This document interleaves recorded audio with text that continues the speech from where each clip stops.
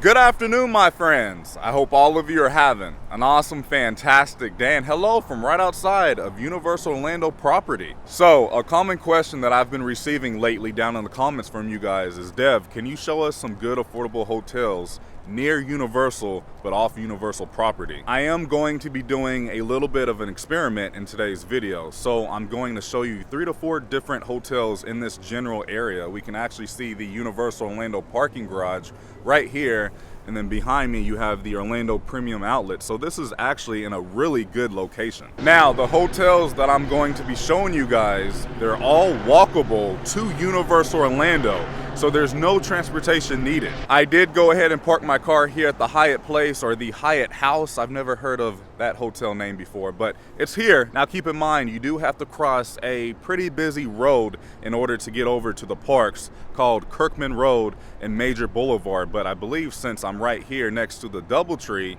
they actually have a bridge over that road, so you may not have to cross the road at all. So we'll find out together. Let's go ahead and get started. I'm going to show you these hotels, and then I'm going to time my walk from the hotels over to Universal. I need to renew my pass, maybe have a few park updates, grab a butterbeer, and then time my walk back over to the hotels. It's going to be a lot of fun, a lot of exploring too. I hope you guys are ready, because I am. Let's go do this.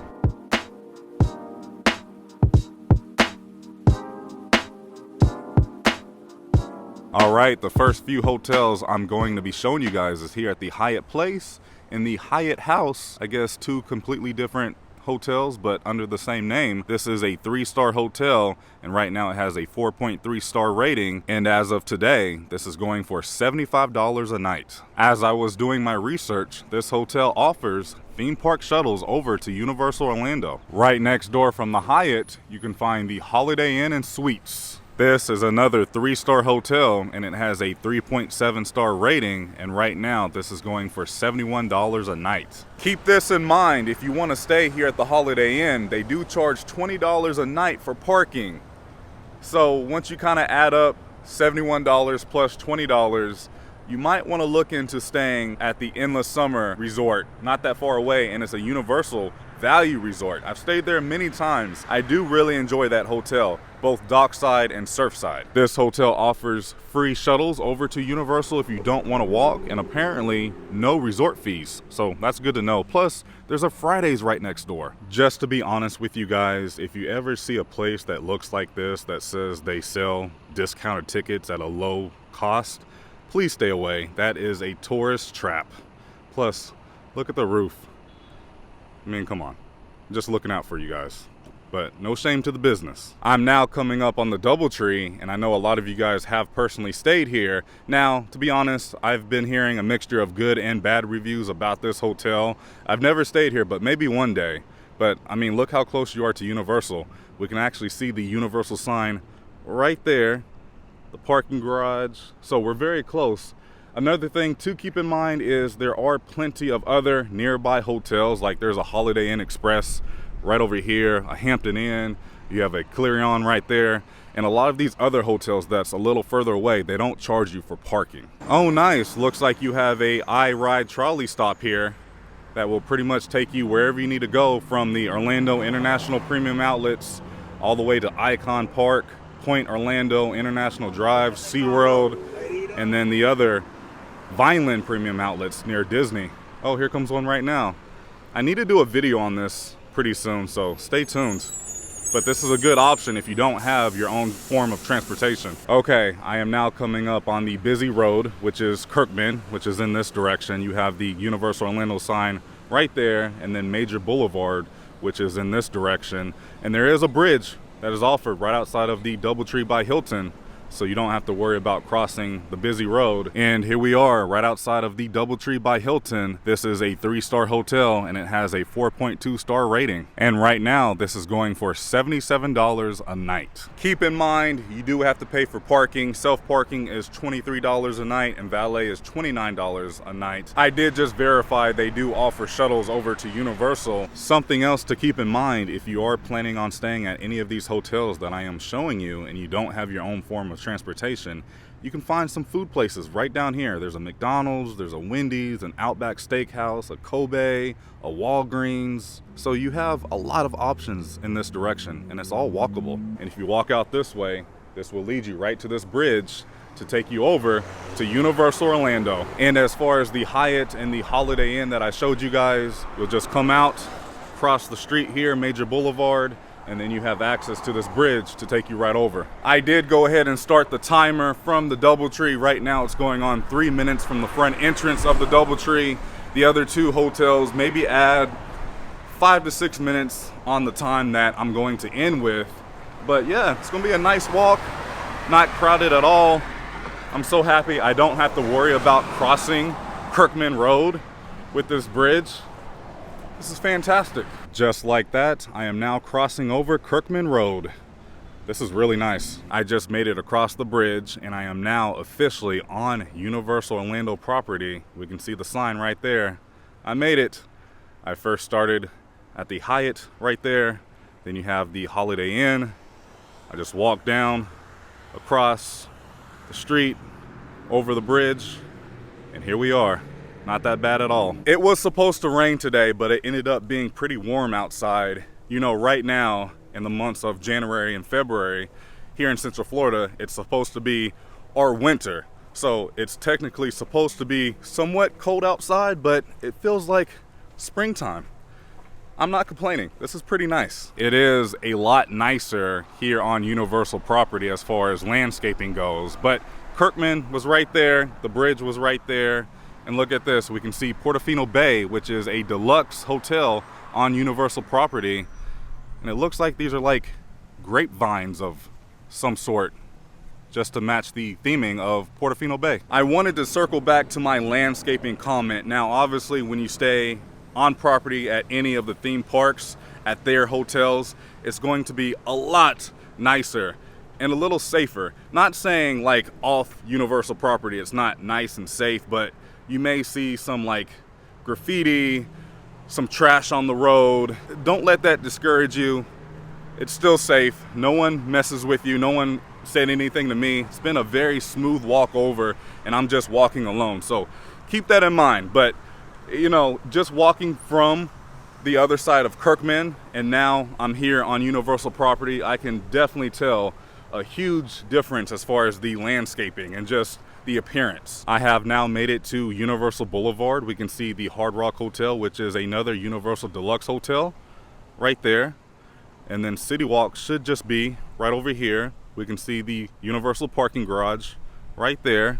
And then we can still kind of see the DoubleTree by Hilton right there where the bridge was. So not that bad as far as timing goes. And always make sure you are using the cross buttons to cross the street. I just crossed the street and you can already see Universal walkway signs to the attractions. I'm about halfway there and I just made 15 minutes from the DoubleTree. Oh yeah, we can see the Hard Rock a lot clearer now. There's the water taxi service that will take you from the Hard Rock over to City Walk.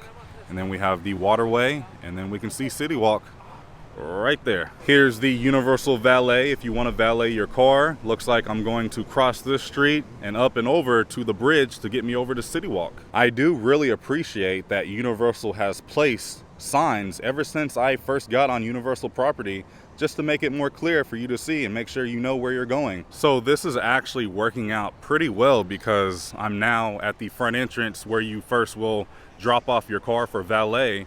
Then you have your own security process and your own escalator, and then you'll be right in City Walk. Very nice. And just like that, within a matter of seconds, I made it through security, going up the escalator, and I'm now in City Walk. Look at that. I'm here. A little under 23 minutes. Not that bad. Now keep in mind, I did do quite a bit of stopping, so you may get here a little quicker than me. Okay, I just renewed my pass right here inside of City Walk, and now let's make it inside of Universal Studios Florida for a few updates and a butterbeer. Man, Voodoo Donut smells so good right now. But check this out for our first update here at Universal Orlando. Right across from Voodoo Donuts, they have finally added a Voodoo Donut mobile pickup. Hello! Look at this. You just scan here and you can order your donuts through the Universal app, pay for it, skip the line, and just pick it up right here. Thank you so much. Have a good one. It's currently the middle of January, which means the majority of the holiday crowds are pretty much all done, which as a Central Florida resident, it's the sweet spot for us because between now and maybe the first to second week of March, it's pretty nice. Like, it's not too packed, it's not too crowded. You can find some lower wait times. Now, it will pick up during Martin Luther King weekend, but after that, it's smooth sailing up until spring break. Just a very quick recap, Kirkman Road is just right over in this direction, as we can see the parking garage right here. So again, we are not that far away at all, but for now, let's head inside Universal Studios Florida. By the way, with all of my stopping and talking, it took me just about 36 minutes to get here. Look at this. The very first attraction that you will see when entering is Despicable Me Minion Mayhem, which is always a very extremely long wait. Today, only 5 minutes, which means a walk-on. You don't see that quite often. Also, today is officially the very first day of Shrek 4D being closed. It closed yesterday. No more Shrek 4D.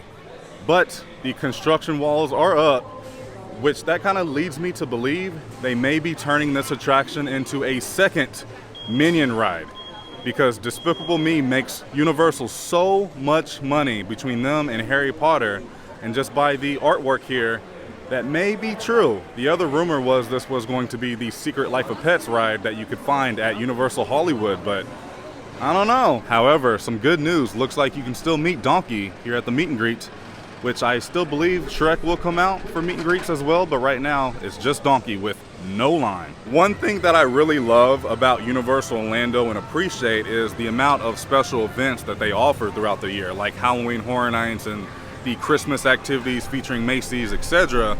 And we have one coming up called Mardi Gras, which is very fun. And that event starts February the 5th and it goes through April 24th, 2022. No more tribute store for now, but over here, look at the Mummy, which is currently down also due to a lengthy refurbishment. Look at this.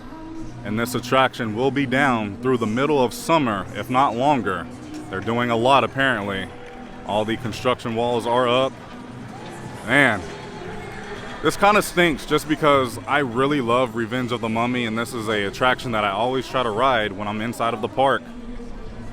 Reopening late summer 2022. I'm going to make my way inside of Diagon Alley, inside of the Wizarding World of Harry Potter to get my butterbeer. I did watch the Harry Potter special on HBO Max and it was awesome. It's so good to see them all back together. Holy cow, right now Escape from Gringotts is only a 25-minute wait.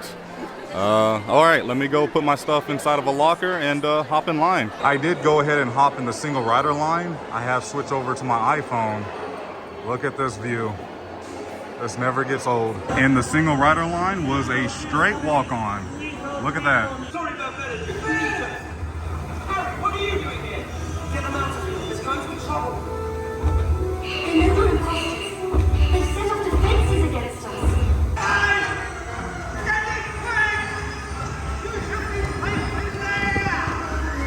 I know you've seen Harry Potter. He was in your vault, Bellatrix.